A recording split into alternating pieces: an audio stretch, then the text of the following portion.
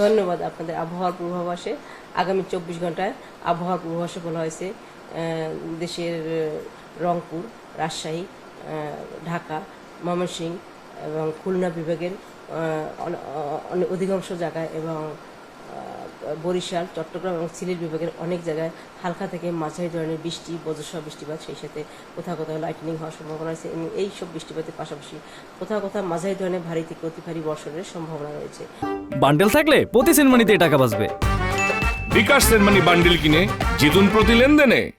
তো এইসব এই বৃষ্টিপাতের কারণ রয়েছে, এক মৌসুমি বায়ু সক্রিয় রয়েছে এবং একটা ল্যান্ড ডিপ্রেশন রয়েছে বর্তমানে, যেটা ছিল গতকালকে ওর ডিপ ডিপ্রেশন আকারে। এটা বর্তমানে ল্যান্ডে উঠে গেছে গতকাল সন্ধ্যার দিকে এবং এখন উড়িষ্যা এবং তার কাছাকাছি এলাকায় অবস্থান করছে। এটা ঘুরে এবার আবার কিছু ওয়েলমার্কলো বা লো আকারে হয়তো রংপুরের দিকে একটা আসা 5-6 তারিখের দিকে আসতে পারে। তখন রংপুরের দিকে আবার বৃষ্টিপাতের অ্যাক্টিভিটি অনেকটা বেড়ে যাওয়ার সম্ভাবনা রয়েছে। তো এই বৃষ্টিপাতের অ্যাক্টিভিটি প্রায় আগামী 7-8 দিন বা 10 দিন থাকার সম্ভাবনা রয়েছে।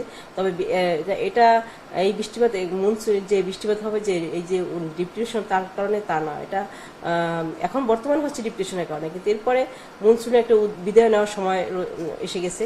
তো মনসুন বিদায় নেওয়ার আগে একটা অ্যাবনর্মাল ওয়েদার দেয়, সেই ওয়েদারের কারণে আমরা বৃষ্টিপাত আমাদের আগামী 8-10 দিন কম বেশি আছে বৃষ্টিপাত।